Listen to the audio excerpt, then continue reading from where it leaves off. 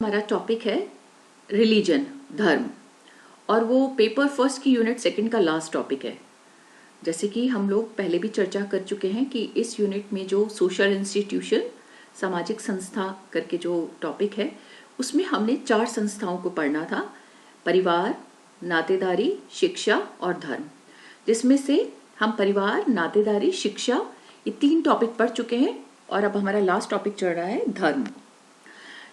कल के लेक्चर में आपने सुना होगा और वीडियो भी देखा होगा कि जो धर्म है वो उसका अर्थ क्या लगाया जाता है, उसको 2 अर्थों में प्रयुक्त किया जाता है। एक धर्म का अर्थ कर्तव्य यानी ड्यूटी, और एक धर्म का अर्थ ईश्वर की उपासना यानी ईश्वर में विश्वास, पारलौकिक सत्ता में आस्था रखना। और इसकी विभिन्न जो भूमिकाएं हैं उनकी भी हमने चर्चा की कि रिलीजन की उत्पत्ति कैसे हुई और ये क्या काम करता है। ठीक है, चलिए अब हम जो मेजर 3 पर्सपेक्टिव हैं सोशियोलॉजी में और सोशल एंथ्रोपोलॉजी में यूज होते हैं, उनके अकॉर्डिंग रिलीजन को समझने का प्रयास करेंगे। जैसे कि हमने शिक्षा को समझने का प्रयास किया था, सेम ऐसे ही हम धर्म को भी 3 अलग अलग दृष्टिकोणों से, पर्सपेक्टिव से देखने की कोशिश करेंगे। जो पहला पर्सपेक्टिव है आपके सामने वो है प्रकार्यवादी यानी फंक्शनलिज्म। फंक्शनलिज्म के जो कार्यकर्ता या समझ लीजिए समर्थक हैं वो थे दुर्खीम और दुर्खीम के साथ अन्य कई जो समाजशास्त्री हैं, मर्टन हैं, पार्सन्स हैं, रेडक्लिफ ब्राउन हैं, जो फंक्शनलिज्म के साथ जुड़े हैं। जो जिस शब्द के बारे में हम पढ़ते हैं कि ये शब्द फंक्शनलिज्म है, फंक्शनलिस्ट है, इसका मतलब उसकी समाज में सकारात्मक भूमिका है, ऐसा ये लोग मानते हैं। तो दुर्खीम के अनुसार धर्म समाज के लिए अनेक सकारात्मक भूमिकाओं का निर्वाह करता है या अनेक सकारात्मक कार्यों को पूरा करता है और समाज में संतुलन बनाए रखता है, बैलेंस करता है। यानी अगर हम इसे देखें तो दुर्खीम ये मानते हैं, दुर्खीम और दुर्खीम जैसे अन्य प्रकार्यवादी जो सिद्धांतकार हैं, उनका ये मानना है कि धर्म जो है वो समाज में पॉजिटिव रोल प्ले करता है, सकारात्मक भूमिका निभाता है और वो समाज के लिए अनिवार्य है या अपरिहार्य है, क्योंकि समाज में बैलेंस बनाए रखने के लिए, समाज को संतुलित रखने के लिए ये जरूरी है। कैसे संतुलन स्थापित करता है, तो उसके लिए कुछ नीचे जो भूमिकाएं हैं उनको आइडेंटिफाई किया जा गया है। जैसे धर्म का प्रमुख जो कार्य है वो है जीवन को अर्थ देना और उद्देश्य देना। आप देखते हैं कि विभिन्न धार्मिक ग्रंथों में, पुस्तकों में, है ना, धार्मिक सिद्धांतों में बार बार जीवन के अर्थ के बारे में बताया जाता है कि मनुष्य को जो जन्म इस धरती पे हुआ है वो व्यर्थ नहीं हुआ है। हर मनुष्य के जीवन, मतलब जीवन के पीछे कोई ना कोई अर्थ है, कोई ना कोई उद्देश्य है। यानी मनुष्य इस धरती पर जन्मा है तो उस जन्म के पीछे कोई अर्थ है, कोई उद्देश्य है और वो उन उद्देश्यों का निर्वाह करने के लिए ही आया है। तो धर्म मनुष्य के जीवन को एक अर्थ प्रदान करता है, एक पर्पस प्रदान करता है कि आपका जन्म किसी उद्देश्य से हुआ है, उद्देश्यहीन नहीं है, अर्थहीन या मीनिंगलेस नहीं है। तो व्यक्ति को लगता है या वो महसूस करता है कि मुझे जो भूमिकाएं निर्वाह करनी है या जो मेरे उत्तरदायित्व हैं, उन कर्तव्य हैं, उनका मुझे पालन करना है, अन्यथा मेरा जो जन्म है वो व्यर्थ हो जाएगा। तो धर्म एक तरह से मनुष्य के जीवन को मीनिंगफुल बनाता है, पर्पसिव बनाता है। सामाजिक एकता और समाज में स्थिरता को मजबूत करना, जो सोशल यूनिटी है और सोसाइटी में स्टेबिलिटी है उसको भी मजबूत करता है। सोशल सॉलिडेरिटी और सोशल स्टेबिलिटी को एस्टैब्लिश करने में, उसको मजबूती देने में, उसको स्ट्रेंथन करने में भी धर्म जो है वो महत्वपूर्ण भूमिका निभाता है। कैसे? एक धर्म के नाम पर विभिन्न लोग जो हैं आपस में एक दूसरे से, एक ही धर्म में विश्वास करने वाले, एक ही रिचुअल्स और बिलीफ सिस्टम में विश्वास करने वाले लोग आपस में जुड़ जाते हैं और जुड़कर जब वो काम करते हैं तो समाज में स्टेबिलिटी आती है, स्थिरता आती है। तो समाज सोशल सॉलिडेरिटी का काम करता है, लोगों को जोड़ने का काम करता है। यानी समाज में एक ही धर्म, एक ही विश्वास व्यवस्था में विश्वास करने वाले लोगों का जो समूह है वो समाज में एकता उत्पन्न करता है, यानी सोशल सॉलिडेरिटी को उत्पन्न करता है। ठीक है, तो और जब सामाजिक एकता आती है तो समाज में स्थिरता बनी रहती है, यानी समाज में स्टेबिलिटी आ जाती है, उथल पुथल कम होती है, संघर्ष नहीं होते, आपसी झगड़े कम होते हैं। तो ये लोगों में पॉजिटिविटी लाने में, यानी उनकी सोच को सकारात्मक करने में, उनको यूनाइट करने में, उनको जोड़ने में काम करता है। आप देखिए, जब कभी भी धर्म के नाम पर कोई काम होता है तो लोग एक साथ एकजुट हो जाते हैं। अलग अलग विचारधाराओं और सोच के बावजूद भी धार्मिक एकता होने के कारण या धार्मिक विचारधारा समान होने के कारण सभी लोग आपस में अपने मतभेदों को, मतभिन्नताओं को भुलाकर एक हो जाते हैं। तो धर्म ही ये काम कर सकता है कि वो समाज में सोशल सॉलिडेरिटी लाता है और स्टेबिलिटी लाता है। आप लोगों ने दुर्खीम का जब हमने कंट्रीब्यूशन पढ़ा था स्टार्टिंग में ओरिजिन ऑफ सोशियोलॉजी में, तब हमने ये सब चीजें वहां चर्चा की थी कि इन्होंने सोशल सॉलिडेरिटी का कंसेप्ट दिया। इन्होंने समाज को ही देवता माना कि समाज ही देवता है, क्योंकि इनका ये विश्वास है दुर्खीम का कि समाज में जो व्यक्ति समूह है, कलेक्टिविटी है, वही पावरफुल है। व्यक्ति का कोई अस्तित्व नहीं है। सामूहिकता अपने आप में इंपॉर्टेंट है और सामूहिकता से ही मजबूती आती है, स्थिरता आती है। इसीलिए और इसके पीछे जो मेन रोल परफॉर्म करता है वो है धर्म। तो धर्म को सामाजिक एकता और समाज में स्थिरता लाना वाला मानते हैं। नेक्स्ट देखिए, जो मनुष्य का व्यवहार होता है उसको भी कंट्रोल करने के एक एजेंट के रूप में, एक साधन के रूप में धर्म काम करता है। जैसे क्या सही है, क्या गलत है, क्या पाप है, क्या पुण्य है, किस दिन क्या काम करना चाहिए, किस दिन क्या चीज नहीं करनी चाहिए।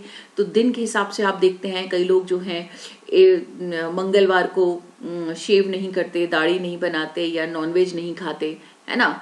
शनिवार को लोहा नहीं खरीदते। ऐसे बहुत सारे काम हैं जो लोगों ने बना रखे हैं धर्म के अकॉर्डिंग कि इस दिन ये काम नहीं करना, इस दिन ये काम करना है, इस दिन ये दिन शुभ होता है, ये दिन अशुभ होता है। ऐसे ही जो है पाप क्या है, पुण्य क्या है, उसको डिफाइन करते हैं धर्म। आप कोई भी धर्म उठाकर देख लीजिए, नैतिक अनैतिक, धर्म अधर्म, सत्य असत्य, इन सब के बीच में अंतर करना और लोगों को सही रास्ते पे चलने के लिए प्रोत्साहित करना, ये धर्म का कार्य होता है। तो धर्म हमेशा मानव जीवन को सकारात्मक दिशा की तरफ धकेलने का प्रयास करता है और उसके व्यवहार को नियंत्रित करता है। धर्म के भय से ही मनुष्य जो है सही दिशा में कार्य करने के लिए प्रेरित होता है कि अगर आपने दूसरों का दिल दुखाया या आपने पाप किया तो क्या होगा, आप गलत मार्ग पे चले, समाज धर्म के विरुद्ध का दिशा में चले तो क्या होने वाला है कि आपको जो है वो नर्क मिलेगा, आपको ऐसी योनि में जन्म मिलेगा, आपको जिंदगी भर जो आपका नेक्स्ट जन्म होगा वो आपको भोगना पड़ेगा।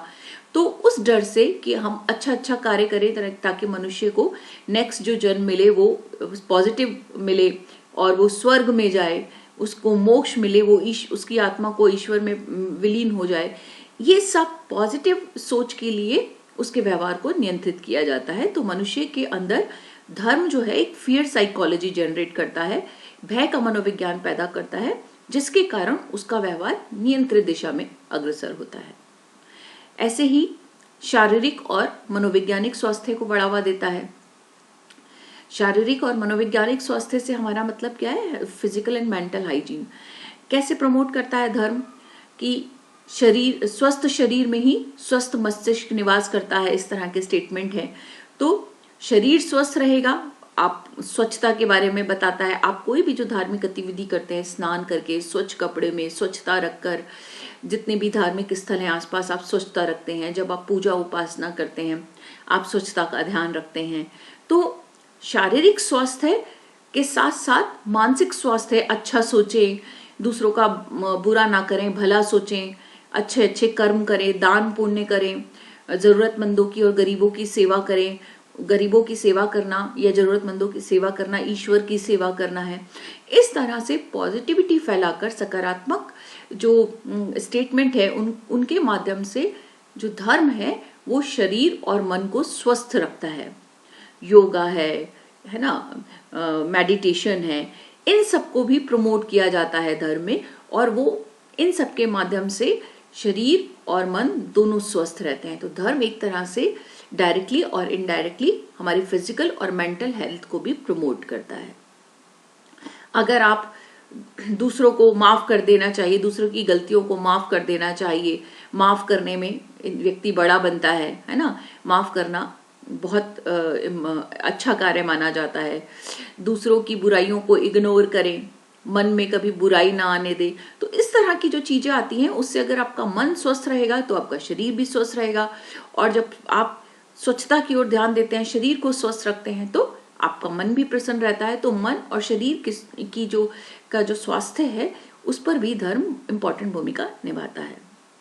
नेक्स्ट देखिए, लोगों को सकारात्मक सामाजिक परिवर्तन के लिए प्रेरित करता है, पॉजिटिव डायरेक्शन में चेंज करने के लिए। जैसे अगर मान लीजिए कोई विपदा आ जाती है, आपत्ति आ जाती है, हम वर्तमान काल को लें तो वर्तमान काल में जैसे कोरोना महामारी आई जिसमें कई लोगों की जानें गई, कई लोग समाप्त हुए, बहुत सारे लोगों ने बहुत कुछ झेला, रोजगार चले गए, नौकरियां चली गई, है ना, आर्थिक तंगी आ गई, शारीरिक रूप से लोगों ने बहुत यातनाएं झेली, मानसिक प्रताड़ना झेली।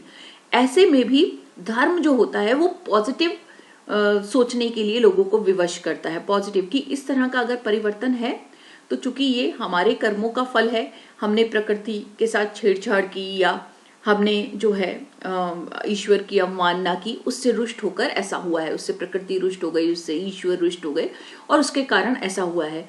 और अगर ऐसा कुछ भी होता है तो वो अच्छे के लिए ही होता है। देखिए इसका अच्छा परिणाम ये हुआ कि लोग आपस में जुड़ने लगे, लोगों ने कम खर्च में सिंपल सरल जीवन बिताना शुरू कर दिया, कम उपभोक्तावादी हुए, अब लोगों ने अपनी इच्छाओं को सीमित करना शुरू कर दिया है ना।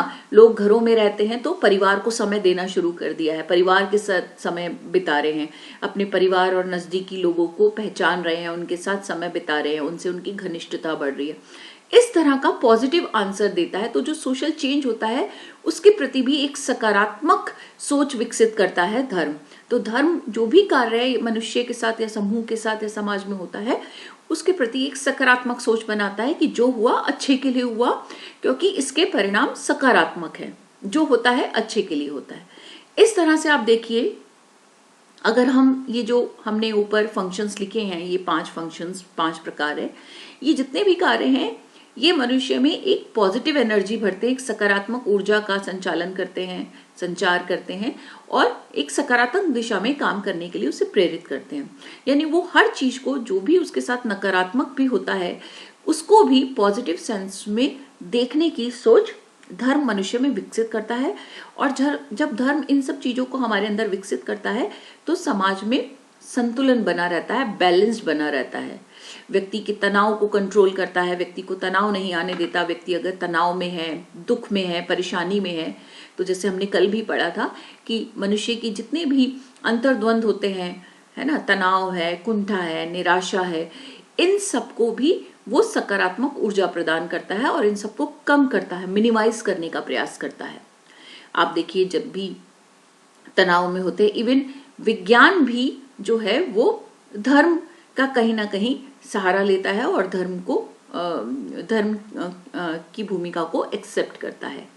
चलिए नेक्स्ट सिद्धांत हम देखते हैं, कॉन्फ्लिक्ट थ्योरी। ये सिद्धांत सामान्यतः, जैसे कि आपने शिक्षा में देखा था, कि प्रकार्यवादी सिद्धांत का जस्ट अपोजिट है। ये उसके विपरीत विचार रखता है। इसके जो प्रमुख विचारक हैं कार्ल मार्क्स और उनके जो और अन्य सपोर्टर्स हैं वो ये मानते हैं कि धर्म जो है वो समाज के लिए नॉन फंक्शनल है, अपकार्यात्मक है, डाई फंक्शनल है, यानी नेगेटिव भूमिका प्ले करता है। पहले वाले थ्योरी में आपने पढ़ा था प्रकार्यात्मक या प्रकार्यवादी सिद्धांत में कि धर्म समाज में पॉजिटिव रोल प्ले करता है, समाज को जोड़ता है, बैलेंस लाता है। लेकिन ये सिद्धांतकार मानते हैं कि नहीं, धर्म समाज के लिए अपकार्यात्मक है, अनुपयोगी है, समाज को तोड़ता है। और इसीलिए कार्ल मार्क्स ने कहा था कि धर्म लोगों के लिए अफीम के समान है। अफीम आप जानते हैं एक तरह का नशीला पदार्थ है जिसका सेवन करने के पश्चात लोग जो है थोड़े नशे में चले जाते हैं, यानी अपनी चेतना को, जो उनका जो मेंटल जो कॉन्शियसनेस होती है उसको खो देते हैं, या वो उसकी गति धीमी पड़ जाती है, सोचने की समझने की शक्ति उसकी कम हो जाती है या बंद हो जाती है। तो मार्क्स ये कहते हैं कि धर्म जो है एक ऐसा विचार है जो समर्थ लोग हैं या जो पूंजीवादी तबका है या उच्च वर्ग है, वो अपने फायदे के लिए इसका प्रचार प्रसार करता है, ताकि जो निम्न या निम्न तबके के लोग हैं, या जो पिछड़े हुए लोग हैं, शोषित लोग हैं या आमजन हैं, वो सवाल ना उठा सकें, वो अपनी वर्तमान स्थिति पर को बदलने का प्रयास ना कर सकें और यथास्थितिवादी बने रहें, स्टेटस को बने रहें, यथास्थितिवादी बने रहें। तो धर्म अफीम की तरह लोगों को नशे में सुला देती है, चेतनाहीन बना देती है, और वो तर्क नहीं करते, सवाल नहीं करते, अनुकरणात्मक बने रहते हैं। जैसे अगर आपने देखा कि जो उपभोक्तावादी शक्तियां हैं, जो पूंजीवादी ताकतें हैं, यानी आर्थिक रूप से संपन्न लोग हैं, वो या शासक वर्ग, जैसे उन्होंने पहले भी कहा था कि प्रत्येक समाज के जो विचार होते हैं वो शासक वर्ग के विचार होते हैं, यानी जो शासन करता है, शासक वर्ग है, पूंजीवादी वर्ग है, वो विचारों का निर्माण करता है उस समाज के लिए, और वो जिस तरह के विचार फैला देता है, आम जन या सामान्य वर्ग वो उन विचारों को मानने को बाध्य हो जाते हैं। धर्म भी उसमें से एक विचार है, और धर्म लोगों को अफीम की तरह सुला देता है। लोग जो हैं वो अपनी वर्तमान स्थिति को, अपने दोषों को, अपने शोषण को, अपने साथ हुई असमानता को स्वीकार कर लेते हैं, ये सोचकर कि ये तो मेरे साथ होना ही था, मैं इसको डिजर्व करता हूं, या मेरे भाग्य में ही यही था, मेरे पूर्व जन्म के कर्मों के अनुसार मेरे साथ ऐसा हो रहा है।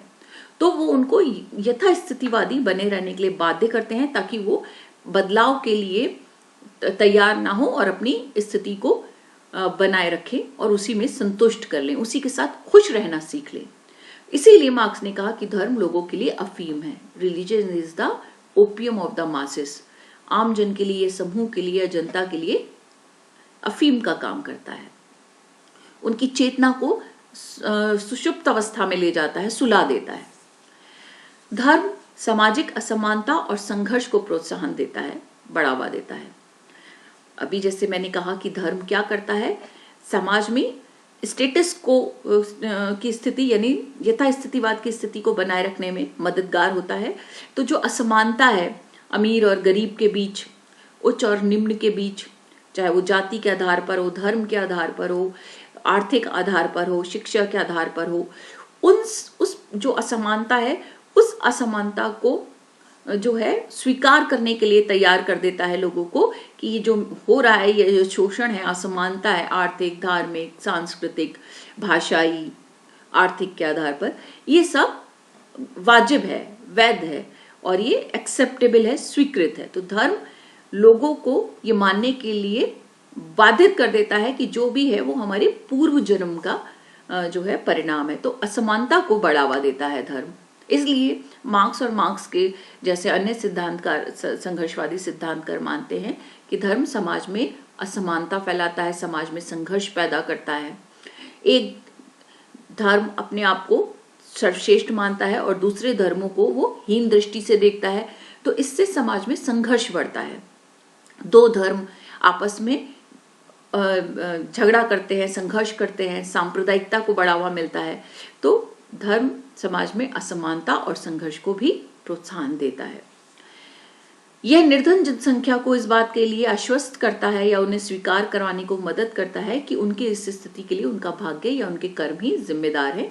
अभी जैसे मैंने बताया था कि हम वो अधीनस्थ व्यक्ति जो है, या शोषित व्यक्ति है, निर्धन व्यक्ति है, वो इस बात को स्वीकार कर लेता है। धर्म उसको ये परिभाषा देता है कि आपके साथ जो हो रहा है वो आपके भाग्य में था या आपके पूर्व जन्म का कर्म है, इस कारण आपके साथ ऐसा हो रहा है, आपने पूर्व जन्मों में ऐसे कार्य किए थे जिसके कारण आपके साथ ऐसा हो रहा है और आप इसको नहीं बदल सकते। तो वो इसको स्वीकार कर लेता है और इसमें बदलाव के लिए तैयार नहीं होता। जैसे अभी हमने पहले भी पढ़ा था कि ये धार्मिक मतभेदों से प्रेरित दुश्मनी और हिंसा को बढ़ावा देता है। आप देखा होगा कि बहुत सारे कई, अब आप समय से देखिए, पुराने समय में भी देखिए कि सांप्रदायिकता क्या होता है, धर्म के आधार पर जो झगड़े होते हैं, धार्मिक दंगे जो होते हैं, एक धर्म द्वारा अपने धर्म को श्रेष्ठ मानना और दूसरे धर्म को हीन मानना या छोटा मानना या उसकी उपेक्षा करना। तो इससे सांप्रदायिकता बढ़ती है, जो धार्मिक मतभेद बढ़ते हैं, दुश्मनी होती है, हिंसा के घटनाएं होती हैं।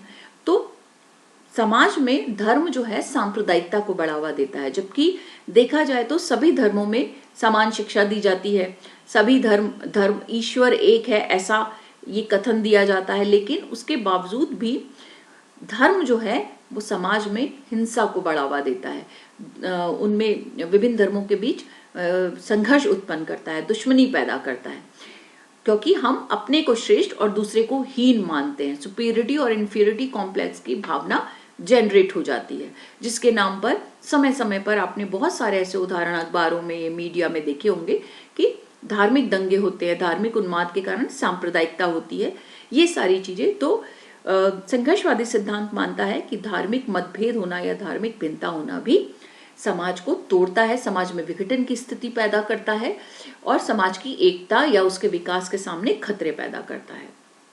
अगर धार्मिक आधार पे ये दंगे होते रहेंगे, हिंसा होती रहेगी, तो कोई भी देश या राष्ट्र जो है वो तरक्की नहीं कर पाएगा। इन्हीं चीजों में उलझा रहेगा तो विकास या प्रगति का मार्ग बाधित हो जाएगा। तो धर्म अपने आप में नकारात्मक भूमिका निभाता है, ऐसा संघर्षवादी मानते हैं। नेक्स्ट देखिए, धर्म महिलाओं के बारे में कई नकारात्मक पूर्वाग्रह प्रचलित करते हैं और पुरुष सर्वश्रेष्ठ है और महिला उसकी अधीनस्थ है, पुरुष ताकतवर है और महिला कमजोर है। इस तरह के स्टेटमेंट जो है जो लैंगिक असमानता फैलाते हैं उनको स्वीकार करने में भी मदद करता है। यानी पुरुष जो है देवता है, यानी पति देवता होता है, तो पति देवता है ये मानने में धर्म पत्नी को प्रेरित करता है और बाध्य करता है। तो इस तरह के जितने भी स्टेटमेंट है, पूर्वाग्रह हैं, प्रेजुडिसेस हैं कि महिला कमजोर होती है, महिला निम्न होती है, पुरुष श्रेष्ठ होता है। महीने के कुछ दिन ऐसे होते हैं जब महिला को अपवित्र करार दे दिया जाता है, वो मंदिर में प्रवेश नहीं कर सकती, वो कोई धार्मिक कार्य नहीं कर सकती, कोई पुण्य का काम नहीं कर सकती, वो रसोई घर में प्रवेश नहीं कर सकती, कोई अच्छा कार्य नहीं कर सकती, क्योंकि वो उस समय में अछूत होती है, अपवित्र मान ली जाती है ना। इस तरह से बहुत सारे जगहों पे महिलाओं को पुरुषों के अधीन मान लिया जाता है, अधीन सिद्ध कर दिया जाता है, या उनके बारे में बहुत सारे नकारात्मक कथन जो है, पूर्वाग्रह जो है वो प्रचलित रहते हैं, जिसके कारण जो है और इस प्रकार की लैंगिक असमानता को उत्पन्न करने में, बढ़ावा देने में धर्म महत्वपूर्ण भूमिका निभाता है। धर्म हर जगह पुरुष को श्रेष्ठ और महिलाओं को अधीनस्थ बनाए रखने में मदद करता है। जो पैट्रियार्कल जो सोच है, पितृसत्तात्मक सोच है, उसको भी धर्म कहीं ना कहीं बढ़ावा देता है। आप देखिए जितने भी धार्मिक कार्य होते हैं उसमें करने वाली जो होती है वो महिला होती है, और उसका जो पुण्य मिलता है, फल मिलता है, वो पुरुषों के खाते में जाता है। इस तरह के बहुत सारी चीजें समाज में प्रचलित हैं। तो संघर्षवादी सिद्धांतकार ये मानते हैं कि धर्म समाज में विघटन की स्थिति पैदा करता है, असमानता पैदा करता है, हिंसा, संघर्ष, सांप्रदायिकता को बढ़ावा मिलता है। इसलिए धर्म मनुष्य के लिए अफीम के समान है, उसको अचेतन बना देता है या उसकी चेतना को संज्ञा शून्य कर देता है। चलिए अब एक तीसरा पर्सपेक्टिव या तीसरा दृष्टिकोण हमारे सामने है, वो है सिंबॉलिक इंटरेक्शनिज्म यानी प्रतीकात्मक अंतःक्रियावादी। ये जो सिद्धांत है ये अंतःक्रिया यानी आपसी जो व्यवहार होते हैं उनके आधार पर चीजों को स्वीकार करता है या रिजेक्ट करता है। यह हमारे दैनिक जीवन में धर्म की भूमिका और धार्मिक अनुभवों की व्याख्या करने के तरीकों की जांच करता है। ये जो सिद्धांत है दैनिक जीवन में आपका धर्म क्या भूमिका निभाता है और आपके जो धार्मिक अनुभव की आप व्याख्या करते हैं उसके आधार पर आप चीजों को स्वीकार करते हैं। ये इस बात पर बल देता है कि विश्वास और प्रथाएं तब तक पवित्र नहीं है जब तक लोग उन्हें पवित्र नहीं समझते, और एक बार जब आप उन्हें पवित्र मान लेते हैं तब लोग उन्हें विशेष महत्व देते हैं, उनके प्रति पवित्रता का व्यवहार करते हैं, और क्योंकि लोगों को ये लगता है कि ये इनके जीवन को अर्थ दे रहा है ना। समझ में आया कि ये जो हम रोजमर्रा की जीवन में जो कुछ अनुभव करते हैं, धार्मिक अनुभव करते हैं और कुछ धर्म की भूमिका देखते हैं, उसके आधार पर हम धर्म को एक्सेप्ट करते हैं। आप कोई जो भी आप अपने प्रतिदिन के जीवन में करते हैं उनके आधार पर आपका अगर अनुभव है कि ऐसा करने से पॉजिटिव एनर्जी मिलती है या ऐसा करने से अच्छा होता है, तो आप उसको स्वीकार कर लेते हैं और उसके प्रति विशिष्ट व्यवहार करते हैं, उसको पवित्र मान लेते हैं, उसको सुपर पावर मान लेते हैं, उसको इम्पोर्टेंस देते हैं और उससे अपने जीवन को डायरेक्ट करने लगते हैं। तो दिन प्रतिदिन के जीवन और अनुभवों के आधार पर यह सिद्धांत कहता है कि लोग धर्म को स्वीकार करते हैं या धर्म को अपने जीवन में अडॉप्ट करते हैं। जैसे पीपल का पेड़ है, तुलसी का पेड़ है, केले की पूजा करना है, बृहस्पतिवार के दिन केले की पूजा करना है, तुलसी के पेड़ पर जल चढ़ाना है, रोज सूर्य को अर्घ चढ़ाना है, सूर्य को जल चढ़ाना है, चांद को देखकर व्रत खोलना है या चांद को देखकर ईद का मनाना है। इस तरह से जितनी भी ये प्राकृतिक चीजें हैं, इनके साथ जो मनुष्य के अनुभव हैं दिन प्रतिदिन के, या इनकी जो भूमिका है, उसके आधार पर मनुष्य जो है अपने जीवन में धर्म को एक्सेप्ट करता है। तो धर्म जो है वो दिन प्रतिदिन एक तरह से मनुष्य की जीवनचर्या है ना। तो ये उसको अपनी जीवन शैली का एक हिस्सा मानकर ये सिद्धांत कहता है कि धर्म जो है वो मनुष्य की दिन प्रतिदिन की जो जीवनचर्या है उसके अनुभवों के आधार पर वो उसको समझने का प्रयास करता है और उसके प्रति उसी तरह से काम करता है। अगर आपने देखा कि वो जो दिन प्रतिदिन का वो कार्य है आपको पॉजिटिव एनर्जी देता है तो आप उसको अडॉप्ट कर लेते हैं, उसमें विश्वास करने लगते हैं, और अगर नहीं देता तो आप उसमें विश्वास नहीं करते। तो जितने भी ये प्रतीक आपने देखा होगा कि जब आप किसी गिरजाघर या मंदिर या मस्जिद या किसी भी गुरुद्वारे के आगे से जाते हैं या उनके कहीं प्रतीक लगे हुए देख लेते हैं आप, है ना, तो आपका सिर अनायास ही उसके नीचे झुक जाता है। आप चाहें या ना चाहें अनकॉन्शियसली ही आप उसके सामने सिर झुकाकर चल देते हैं, चाहे वो कोई भी धार्मिक स्थल हो। तो ये दिन प्रतिदिन के धार्मिक अनुभवों से मनुष्य की सामाजिकरण का हिस्सा बन जाता है और वो वैसा करना शुरू कर देता है। ठीक है, तो ये प्रतीकात्मक अंतःक्रियावादी सिद्धांत है। इस तरह से हमने तीनों सिद्धांतों, तीनों दृष्टिकोणों के माध्यम से धर्म की भूमिका को और धर्म के फंक्शंस को, रोल को समझने का प्रयास किया। ठीक है, कोई भी डाउट हो बच्चों आप प्रश्न कर सकते हैं और मैं उसका जवाब आपको दूंगी। थैंक यू बच्चों।